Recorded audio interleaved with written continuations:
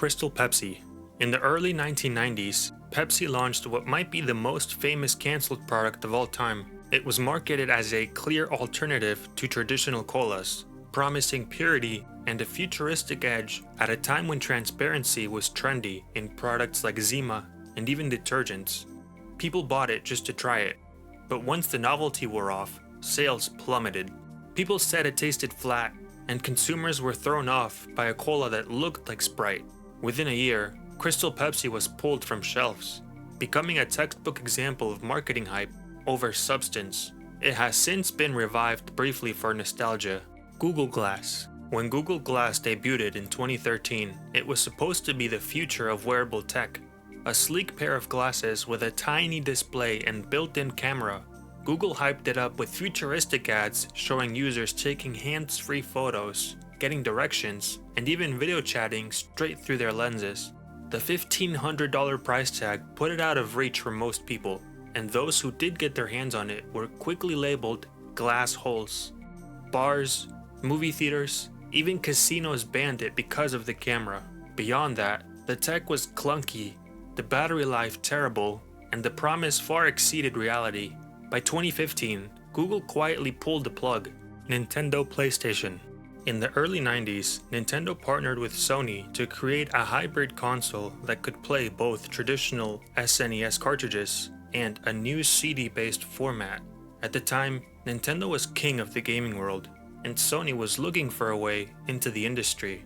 Around 200 units were reportedly produced, but behind the scenes, Nintendo got cold feet about giving Sony too much control and secretly struck a deal with Philips instead. The betrayal infuriated Sony, who decided to move forward on their own. That decision gave birth to the Sony PlayStation, which would go on to dominate the console market for decades.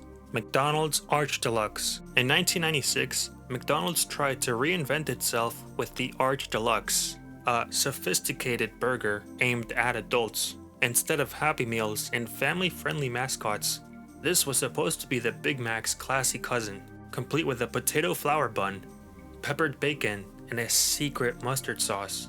One of the most expensive fast food campaigns ever.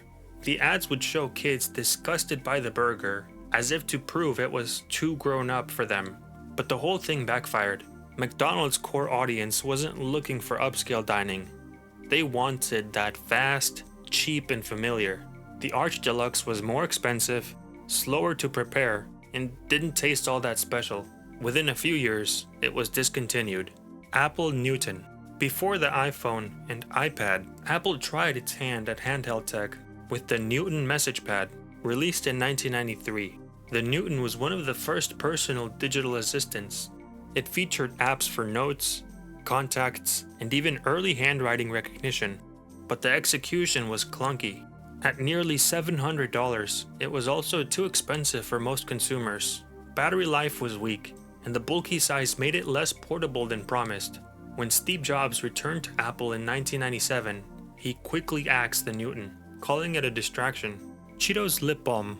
In the early 2000s, Frito-Lay made one of the strangest branding moves with the Cheetos Lip Balm.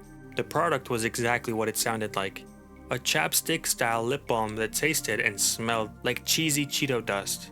Unsurprisingly, the public reaction was horror, and consumers weren't eager to slather artificial cheese powder essence on their mouths. It became the poster child for misguided brand extensions. Pepsi AM. In the late 1980s, Pepsi decided that people weren't drinking enough soda in the morning. Their solution, Pepsi AM, a breakfast version of their classic cola. Commercials pitched it as a way to get going without switching beverages. But the problem was obvious. People who wanted caffeine already had coffee, and people who drank soda weren't looking for a new morning ritual. Pepsi soon realized that the last thing anyone needed with their eggs and toast was a can of cola. Sales never took off, and Pepsi AM quickly disappeared by 1990. Harley Davidson Perfume. Harley partnered with a French cosmetics company to release a line of colognes and perfumes meant to capture the spirit of the open road. The branding was heavy on chrome packaging and leather-inspired bottles, trying to appeal to the same tough image associated with their bikes. But the product itself was perfume, not exactly what most Harley riders are looking for. Consumers weren't impressed, and the line quickly faded from shelves. Harley has dabbled in unusual merchandise before, but this one stands out as a textbook example of brand overreach. For most riders, the only scent a Harley should have is gasoline and asphalt. Ford Nucleon. In the 1950s, during America's obsession with all things atomic, Ford unveiled one of the wildest concept cars ever imagined. Instead of running on gasoline, the Nucleon was designed to be powered by a small nuclear reactor housed in the trunk. The pitch was that you could drive for thousands of miles before refueling with a fresh uranium core, making gas stations obsolete. The car looked like something straight out of the Jetsons. Futuristic, bulky, and completely impractical. Engineers quickly realized the idea was a non-starter. Building a miniature, crash-proof nuclear reactor was far beyond the technology at the time, and arguably still is. Colgate Frozen Dinners. In the 1980s, Colgate launched a line of ready-made frozen meals, hoping to expand beyond oral care and into the booming convenience food market. On paper, the idea wasn't terrible. Lots of companies were diversifying at the time. The problem was the branding. People couldn't get past the mental image of brushing their teeth with minty Colgate and then sitting down to a Colgate-branded lasagna. The association was too strong, and the frozen dinners flopped almost immediately. Heinz Easy Squirt.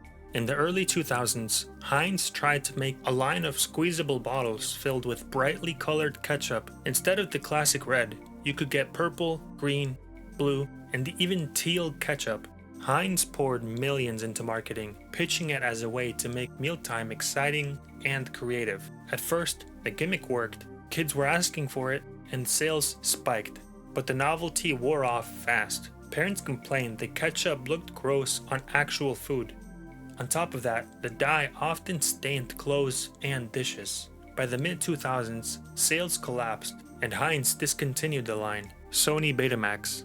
Back in the mid-1970s, Sony's Betamax was set to revolutionize home entertainment. It was one of the first videocassette formats, arriving before VHS, and it actually had better picture quality. Sony believed that better technology alone would secure dominance, but there was a major flaw. Betamax tapes only held about an hour of video, while VHS could fit 2 hours, enough for a full movie. People didn't care about slightly better quality. They cared about convenience. VHS was also cheaper and more widely licensed. Within a few years, VHS steamrolled Betamax. Microsoft Courier, a dual-screen tablet that looked like a digital notebook. Unlike the iPad, which was about to launch, the Courier wasn't just a big screen. It folded like a book, with 2 touchscreens that let users sketch, write, and drag items between pages. But despite the hype, the Courier never made it past the prototype stage. Microsoft executives reportedly feared it would compete with their existing Windows ecosystem, since the Courier ran on a custom interface. In 2010, the project was officially cancelled. Facebook Phone.